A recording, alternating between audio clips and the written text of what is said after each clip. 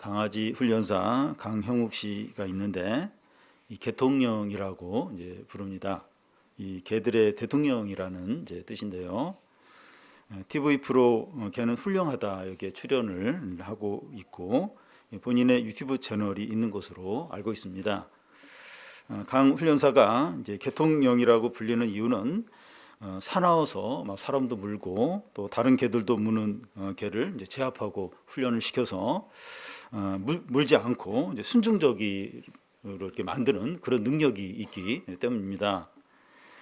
그래서 강 훈련사 앞에서는 이 개들이 이제 순종적이 되고 이 반려견의 주인들도 강 훈련사의 말이라면 다 믿고 따라서 합니다. 어떤 한 일화가 있는데 강 훈련사가 이제 자기가 이제 진행하는 유튜브 채널을 밤 한 11시 정도 이제 밤에 이제 진행을 하다가 우리 산책하러 가자 이런 말을 이제 했다고 해요.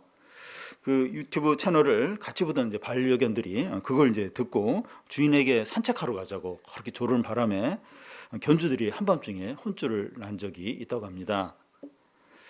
강 훈련사는 우리나라 모든 개들과 모든 견주들에게 최고의 권위를 갖고 있다고 할 수 있습니다. 어디를 가나 또 어느 분야나 누가 권위를 갖느냐 하는 걸 가지고 보이지 않게 쟁탈전을 벌립니다. 왜냐하면 이 권위를 가진 사람에게 다른 사람들이 복종을 해야 하기 때문입니다. 오늘 말씀에 보면 이 권위가 큰 이슈가 되고 있습니다. 예수님이 예루살렘 입성하신 그 다음날 성전에 들어가셔서 짐승들을 파는 사람들을 쫓아내고 돈 받고는 한전상에 상을 뒤엎고 물건을 들고 다니는 사람을 못하게 했습니다. 예수님은 자신이 이렇게 하시는 이유를 말씀했는데 성전은 만민이 기도하는 집인데 강도의 소굴로 만들었기 때문입니다. 이 장사하는 장소가 이방인들이 하나님께 나와 기도하는 구역인 성전 바깥들입니다. 예수님의 이런 행동은 그 당시 성전을 관리하고 책임지고 있던 대제사장들에게 도전하고 위협하는 것이 됩니다. 그래서 그 다음날 예수님이 성전 안으로 다시 들어가셨을 때 대제사장과 서기관과 장로들이 나와서 예수님께 무슨 권위로 이런 일을 했냐고 묻습니다. 그때 예수께서는 그들의 질문에 바로 대답하지 않고 대질문해요. 대질문합니다. 요한의 세례가 하늘로서냐 사람에게서냐 묻습니다. 대제사장이 대답하지 못하자 나도 무슨 권세로 하는지 얘기하지 않겠다고 하십니다. 그러시면서 포도원 비유를 말씀합니다. 정직하지 않고 믿음으로 반응하지 않는 유대 종교 지도자들은 결국 이제 멸절하게 되고 그들이 예수님을 죽이게 되고 하나님은 예수님을 다시 살리셔서 하나님 나라의 기초가 되게 이제 하심을 봅니다. 이 포도원 비유는 그 이스라엘 백성이 이제 가나안에 들어가서 살게 된 때부터 예수님 때까지 1500년의 역사를 다룹니다. 그 역사를 다 이제 요약을 이제 한 거죠. 그런데 단지 이스라엘의 역사만이 아니라 인류의 역사와 하나님의 구원의 역사를 함께 보여줍니다. 포도원 비유를 살펴보기 전에 이 정직하지 않은 유대 종교 지도자들을 먼저 살펴보겠습니다. 27절, 28절을 한 절씩 교독하겠습니다. 그들이 다시 예루살렘에 들어가니라 예수께서 성전에서 거니실 때 대장과 서기관들과 장로들이 나와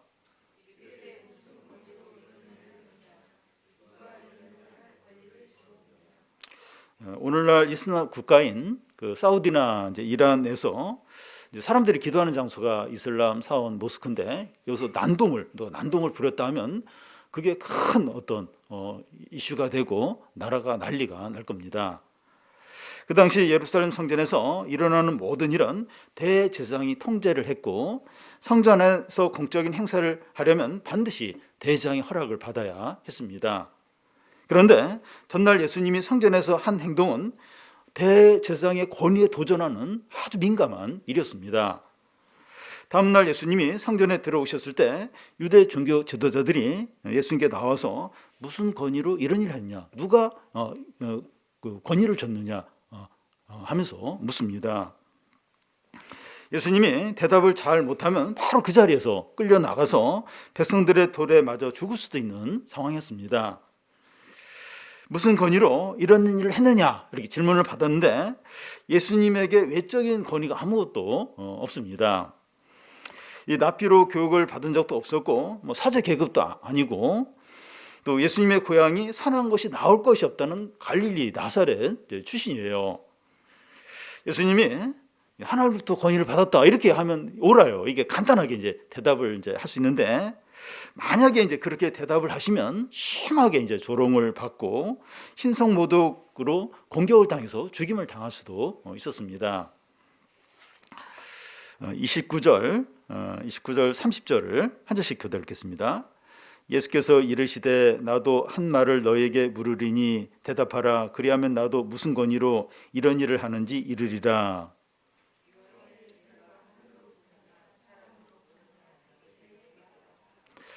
그 당시 납비들이 이제 자주 사용하는 방식인데 질문을 받았을 때 대질문을 이제 하는 겁니다. 나도 한 가지 너에게 질문할 텐데 대답을 하라. 그러면 나도 대답을 하겠다고 합니다. 그러면서 세례요한의 세례가 하늘로부터냐 아니면 사람으로부터냐 하고 묻습니다. 세례요한의 세례라고 하는 것은 그 세례요한이 사람들에게 세례를 준 것뿐만 아니라 세례요한의 모든 사역을 가리킵니다. 세례요한은 사람들에게 회개하라고 외쳤고 그에게 나오는 사람들에게 세례를 줬습니다. 그리고 세례요한은 자기 뒤에 오시는 예수님을 소개하면서 나는 그의 신발끈을 풀 자격도 안 되고 나는 물로 세례를 주지만 예수님은 성령으로 세례를 주신다고 그렇게 했습니다. 세례요한은 제사장도 아니에요. 서기관도 아니었지만 사람들은 그가 하나님으로부터 온 선지자임을 믿었습니다. 유대 종교 지도자들은 그 예수님의 질문을 받고 진퇴양난에 빠지게 됩니다. 31절 32절을 교대로 읽겠습니다. 그들이 서로 의논하여 이르되 만일 하늘로부터라 하면 어찌하여 그를 믿지 아니하였느냐 할 것이니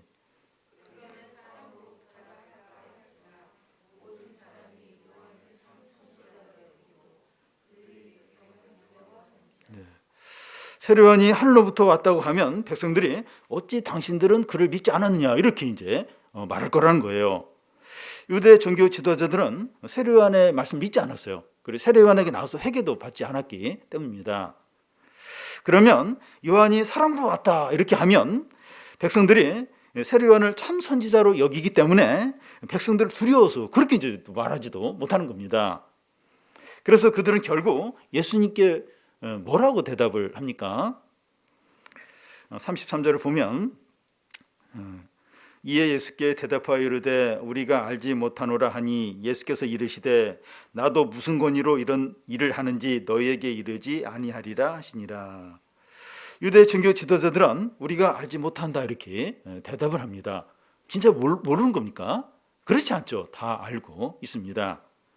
세례요한이 참 선지자이기 때문에 그가 증거하는 예수님이 하나님의 아들이라는 것을 하나님 보내신 자라는 것을 알고 있습니다. 예수님의 가르침이 권세가 있다는 걸 알아요.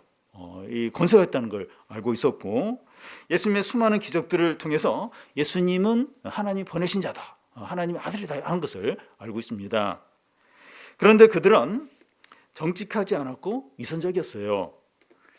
유대 종교 지도자들은 만약 정직을 했다면 그 예수님의 권위를 인정하고 또 순종을 하고 또 회개를 하고 형식적인 종교를 버리고 또 이 탐욕적인 생활을 바꿨을 겁니다.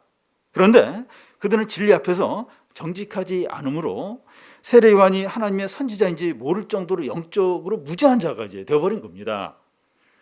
일반 백성도 다 아는데 종교 지도자들이 자기들이 모른다고 하니까 영적인 권위도 이제 떨어지는 거죠. 그런데 이런 모습은 그 엘리야 당시 이스라엘 백성들에게서도 찾아볼 수 있습니다. 엘리야는 갈멜산에서 바알 선지자 450명을 모아놓고 백성들 앞에서 바알과 하나님 중에 누가 참신인지 내기를 합니다. 두 송아지를 각각 이제 각을 떠서 놓고 하늘에서 불을 내리게 하는 신이 참신이라는 거죠. 먼저 바알 선지자들이 이제 불을 내려달라고 춤을 추면서 부르짖는데 아무 일도 일어나지 않아요. 근데 저녁 때가 되어서 엘리야가 기도를 하자 하늘에서 불이 내려서 그 송아지를 다 태우게 됩니다. 하나님이 참신이라는 것이 이제 드러났죠. 그런데 엘리야는 이 모든 것을 하기 전에 백성들에게 가까이 와서 너희들이 언제까지 하나님과 바알 사이에 머뭇거리냐. 바알이 참신이면 바알을 섬기고 하나님 참신이면 하나님 섬기라고, 더 이상 머뭇거리지 말라고 이제 요구를 합니다.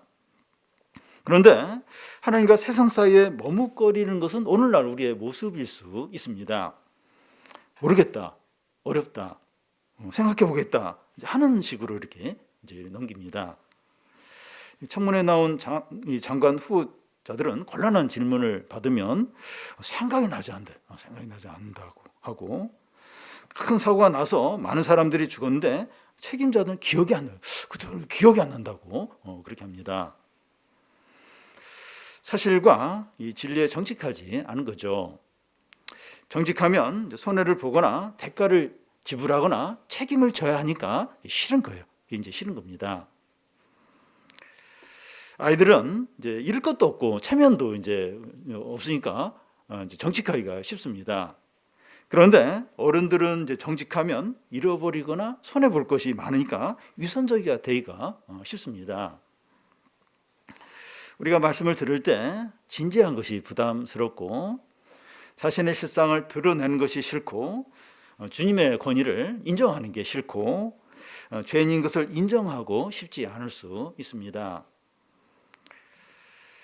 유대 종교 지도자들은 그 입만 무성하고 열매가 없는데 예수님 앞에서 정직했다면 다시 열매를 맺을 수 있었습니다. 우리도 이제 모르겠다, 또 다음에 하겠다 이렇게 미루거나 연기하는 것이 아니라 말씀에 이렇게 정직하게 반응하면 열매를 풍성하게 맺게 됩니다. 우리의 삶에서 그 주님의 권위를 무시하는 것이 아니라 겸손하게 인정하고 순종하는 거죠. 유대 종교 지도자들은 그 예수님의 권위를 인정하지 않았기 때문에 이제 그들은 비참하게 이제 멸망을 하게 됩니다. 예수님은 그들이 어떻게 될 것인지 포도원 비유로 말씀합니다. 앞에 우리 마가복음 앞에 그 4장에서 예수께서 비유로 가르치시는 이유는 외인들은 깨닫지 못하고 이제 믿는 자들만 깨닫게 하기 위해서라고 했습니다. 그런데 이 포도원 비유는 그 외인에 해당하는 유대 이 종교 지도자들이 깨닫는 거예요. 깨닫습니다. 그런데 그들은 그 비유를 깨닫고 믿는 것이 아니라 더 악해집니다. 그리고 포도원 비유는 이스라엘 백성이 가나안에 들어가서 정착하게 된 때부터 예수님 당시까지 1500년의 역사를 이렇게 요약을 한 역사적 비유입니다. 포도원 비유는 이스라엘의 역사와 함께 하나님의 구원의 과정을 잘 보여줍니다. 그래서 이 비유를 이제 잘 이해하는 게 너무나도 중요해요. 그러니까 이 포도원의 비유에는 아주 신학적인 아주 중요한 주제들이 이제 많이 들어가 있기 때문입니다. 포도원 비유의 내용은 1절에서 이제 8절까지인데 사람들이 하나님의 아들인 예수님을 이제 죽이는 것으로 끝납니다. 그런데 그것으로 끝난 것이 아니라 하나님께서 어떻게 놀라운 구원을 이루시는가 하는 것을 10절, 11절에서 이렇게 말씀합니다. 포도원 비유에 대한 유대 종교 지도자들의 반응은 마지막 12절에 나와 있습니다. 포도원 비유 내용을 간단하게 이제 살펴보면 어떤 사람이 너무나도 훌륭한 포도원을 만들고 이제 포도원 주위에 울타리를 치고 즙자는 구유를 파고 망대를 짓고 농부들에게 세를 주고 타국으로 갔습니다. 그 당시 이런 식으로 많이 했다고 해요. 몇 년이 지난 후에 주인은 포도원 수출을 받으려고 한 종을 포도원에 보냅니다. 그런데 농부들은 그 종을 잡아 심하게 때리고 빈손으로 보냅니다. 그래서 주인은 뭔가 오해가 있나 싶어서 다른 종을 보내는데 이번에는 그의 머리에 상처를 날 정도로 때리고 모욕을 주어서 보냅니다. 주인은 다시 이제 다른 종을 보내는데 농부들은 그때도 이렇게 쫓아서 이제 보냅니다. 그러자 주인은 다시 많은 종을 보냈는데 농부들은 일부는 때리고 나머지는 또 죽이기까지 하는 거예요. 그래서 주인은 자기의 사랑하는 아들을 이제 보내기로 합니다. 주인의 아들은 종과 다르기 때문에 농부들이 이번에는 아들을 잘 영접하겠지, 그런 기대를 이제 합니다. 그랬더니 농부들이 주인의 아들을 보고 이 아들은 주인의 상수장이 죽이자, 그러면 이 포도원은 우리 것이 될 것이다 하고 말하면서 그 아들을 죽여서 포도원 밖에 던져버립니다.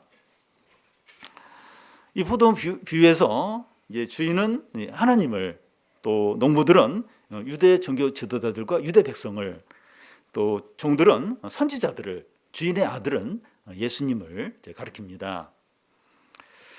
포도원 비유에서 이제 먼저 이렇게 생각할 것은, 우리가 이렇게 다 읽으면서 느껴지는 게, 이 비유는 비현실적인 것이 있다는 겁니다. 어떤 것인가 하면 주인이 소작 농부들에게 종을 보내는데 때리고 빈손으로 이제 돌려보내요. 그런데도 주인은 다시 종을 보내고 농부들이 그 종도 똑같이 때리고 이제 빈손으로 이제 보내는데, 그러자 이제 주인은 종들을 더 많이 이제 보내는데 농부들이 그 종을 때리고 죽이기까지 하는 겁니다. 일반적으로 이런 경우에 주인은 종들을 계속 보내는 것이 아니라 군사들을 데리고 와서 그 농부들을 이제 처벌을 이제 하든지 그런 식으로 하지, 이런 식으로 종들을 계속 보내지는 이제 않습니다. 그리고 주인은 많은 종들을 보냈는데도 때리고 죽이니까 이번에는 아들을 보내기로 이제 합니다. 보통 이런 경우에 자기 아들은 위험하니까 보내지 않죠. 보통 이제 그렇게 안 합니다. 그런데 주인은 자기 아들을 보내서 농부들에게 죽임 당하도록 한다는 겁니다.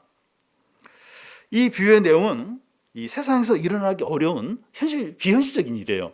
그죠? 이 비현실적인 그런 이제 일입니다. 그런데 비현실적인 일들이 이스라엘 역사 가운데 실제적으로 일어난다는 겁니다. 하나님께서 이제 한두 명도 아니고 한두 번 아니고 수많은 선지자들을 반복해서 이제 보냈습니다.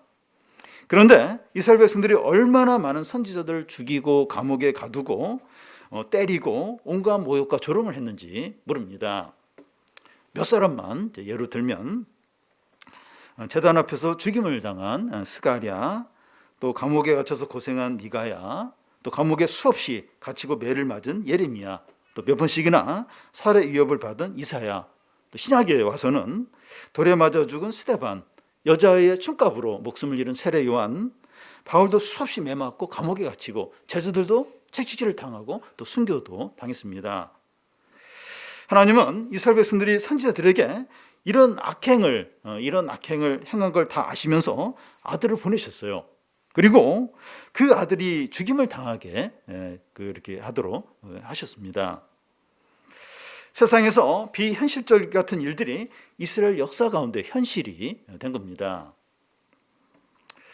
포도원 비유의 비현실적인 일들이 네 가지 정도를 이제 생각을 이제 하게 합니다. 첫 번째는 하나님의 큰 사랑과 은혜입니다. 1절을 보면, 한 사람이 포도원을 만들어 산 울타리를 두르고 집자는 틀을 만들고 망대를 지어서 농부들에게 새로 주고 타국으로 이제 떠났습니다. 농부는 이제 포도원을 만드는데 한 일이 없어요. 주인이 다 완벽하게 잘 만들어 놓고 농부들에게 맡기고 그걸 즐기도록, 누리도록 이제 했습니다. 이것이 이제 이스라엘 역사 가운데 어떻게 이제 일어나는가 하면, 하나님께서 노예였던 이스라엘 백성을 애굽에서 구원해서 젖과 꿀이 흐르는 가나안 땅으로 들어가게 해서 그 땅을 차지하게 했습니다. 그 당시 가나안에 살던 가나안 7족속인데 이렇게 쫓아내고 이스라엘 백성들이 만들지 않는 성읍, 견고한 성읍과 또 포도원과 밭을 차지하게 했습니다.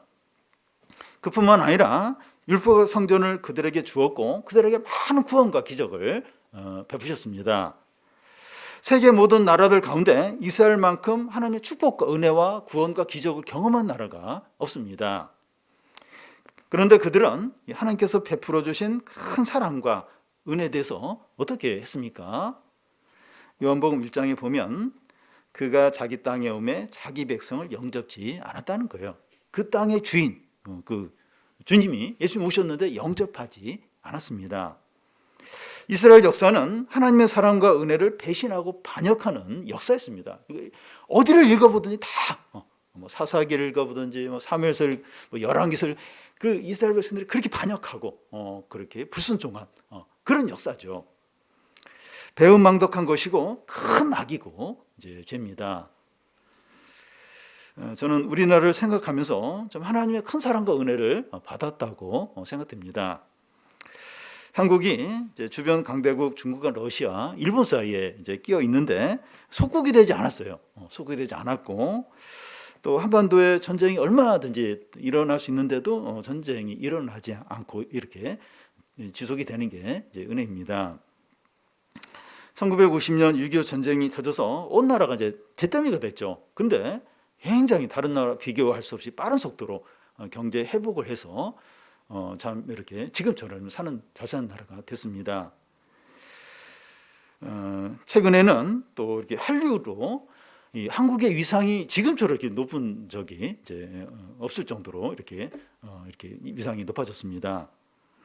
무엇보다도 기독교가 120년 전에 들어와서 많은 교회들이 생겼고 많은 사람들이 믿게 되었고 우리도 이제 믿게 된 겁니다. 물론 최근에 한국 교회와 한국 경제가 위기라고 말을 해요. 진짜 위기이기도 합니다. 그렇지만 전체적으로 보면 참 어려움과 위기들이 있었지만 참 하나님께서 이 나라를 사랑하고 은혜를 베푸셨다고 생각합니다. 그런데 이제 한국 사람들이 교만해졌어요. 많이 교만해졌고 한국 교회는 예수님보다 은과 금의 마음을 빼앗겨 가고 있습니다. 우리 각자를 돌아보면 참 하나님의 사랑과 은혜를 많이 받았지만 잊어버리고 눈에 보이는 것과 세상을 쫓고 있지 않나 생각됩니다. 두 번째는 하나님의 오래 기다리심입니다. 비유에 보면 주인이 수없이 종들을 이제 보내는데 농부들이 아주 악하게 주인이 보낸 종들을 이제 대하는 거예요. 그래도 일관되게 계속 종들을 이제 보냅니다. 이것은 하나님께서 이스라엘 백성들에게 선지자를 계속 보내는 것을 이제 의미합니다. 하나님은 이스라엘 백성이 광야 생활을 할 때부터 사사 시대를 거쳐서 이스라엘 왕국을 거쳐서 바벨론 포로 끌려가고 다시 귀환해서 예수님 당시까지 많은 선지자들을 변함없이 보냈습니다. 그런데 이스라엘 백성의 일관된 태도는 불순종하고 반역하는 거예요. 하나님은 아수르나 바벨론이나 노마나 헬라 같은 나라가 망했을 때 그걸로 끝났어요. 다시 이렇게 일어나지 못하게 했지만 이스라엘은 망했다가 다시 재기를 몇 번씩 다시 하는 겁니다. 이스라엘이 선하거나 의롭거나 능력이 있어서가 아니라 하나님께서 오래 이제 기다리신 거죠. 반역을 하는데도 선지자를 계속 보내는 것이 비현실적이라고 하는데 하나님은 비현실적으로 이스라엘을 기다려 주셨습니다. 하나님은 우리에게도 그러셨습니다. 하나님은 우리에게 오래 기다리세요. 비현실적으로 오래 기다리십니다. 오늘 우리가 신앙에서 떠나지 않고 이 자리에 있는 것은 하나님의 오래 기다리심 때문입니다. 선지자를 계속 보내듯이 계속 다른 성도들에게 우리에게 연락하고 찾아오고 기도해주고 말씀을 듣도록 이렇게 하셨기 때문이죠. 세 번째는 이스라엘 백성의 완악함입니다. 농부들은 이 주인들의 종을 계속해서 때리고 모욕하고 주의까지 했어요. 한두 번 이렇게 한 것이 아니라 일관되게 지속적으로 했습니다. 주인이 아들을 이제 보냈을 때 아들이니까 죽이고 포도원을 빼앗자 이렇게 하고 실제로 아들을 죽여서 포도원 밖으로 던졌습니다. 이런 일은 비현실적이라고 했는데 이스라엘 백성들이 비현실적인 악을 실제로 행했습니다. 이 죄악이 너무 커서 수세기에 걸쳐서 미국과 유럽 국가들의 식당 입구에 개와 유대인은 출입금지라는 팻말을 이제 붙여놓기도 했고 온갖 차별과 박해를 받기도 했습니다. 그러니까 그 세상 사람들이 유대인들에게 이렇게 하는 게 옳다 하는 그것이 아니라 유대인들의 죄악이 특별했고 너무나 컸다는 거예요. 그런데 이런 죄악이 유대인들의 죄만이 아니라 모든 사람의 죄악이라고 할 수 있습니다. 복음을 듣고도 조롱하고 거부하는 모든 사람들이 이런 죄악을 짓고 있는 겁니다. 모르는 것이 아니라 다 알면서 진리를 거부하고 주님의 권위를 무시하고 욕심과 교만과 불신앙으로 행하는 겁니다. 우리가 복음을 듣고 예수를 믿는다고 하면서 우리가 다시 욕심과 정욕으로 살고 세상을 쫓아 산다면 유대인들이 지은 동일한 죄를 짓는 겁니다. 예수님을 다시 십자가에 못 박는 거죠. 마지막 네 번째는 하나님께서 사람들의 죄악을 구원으로 바꾸신 겁니다. 10절, 11절을 한 절씩 교독 읽겠습니다. 너희가 성경에 건축자들이 버린 돌이 모퉁이의 머릿돌이 되었나니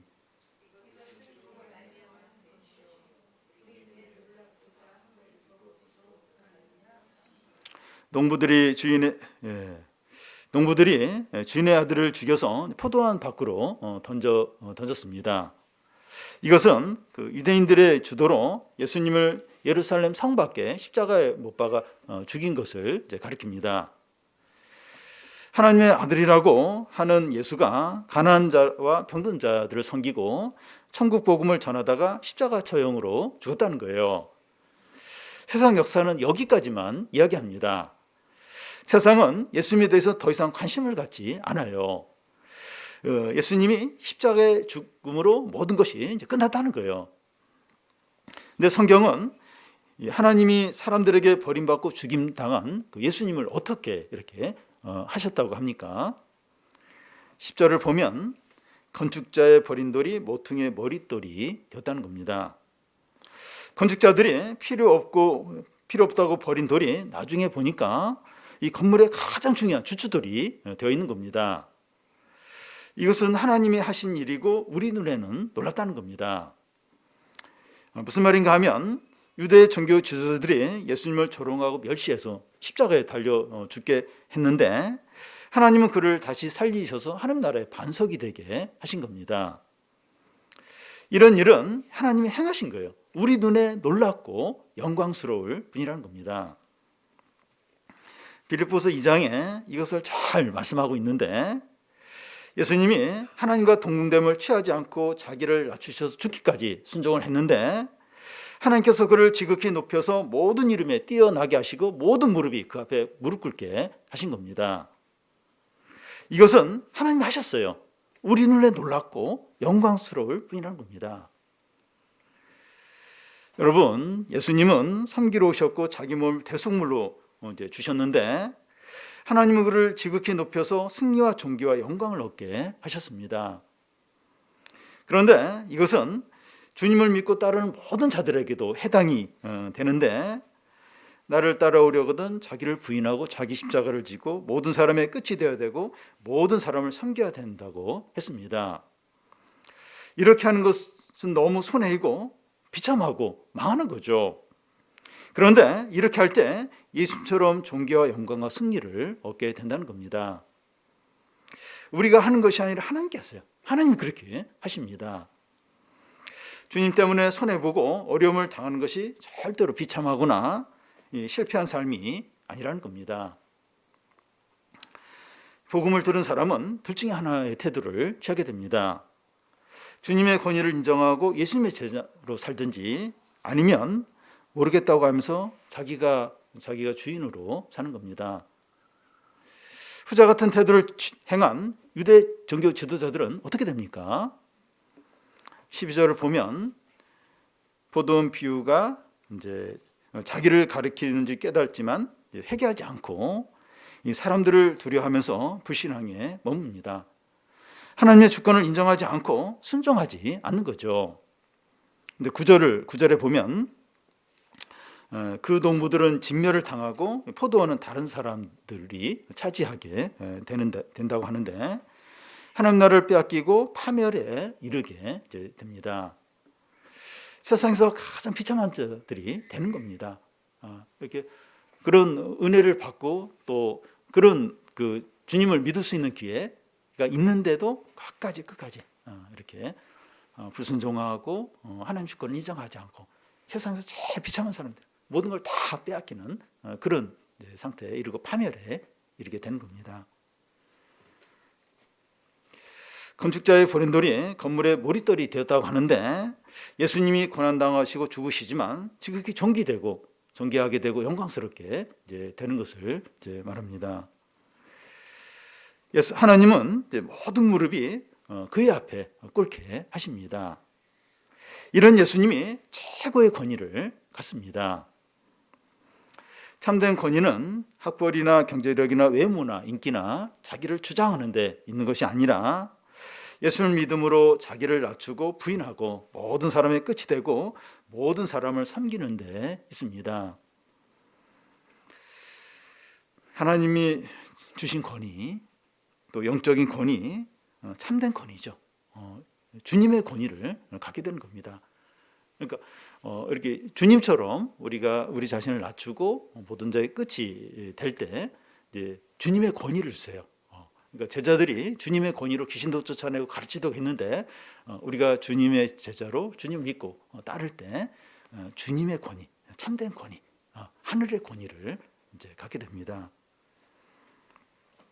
나이가 어리고 가진 것이 없어도 이 참된 권위, 주님의 권위를 가질 때 능력이 있고 선한 영향력이 있고 하나님의 뜻을 이루게 됩니다. 우리는 진리에 대해서 정직해야 합니다. 모르겠다, 다음에 하겠다, 생각해 보겠다, 어렵다, 이렇게 미루지 마시기 바랍니다.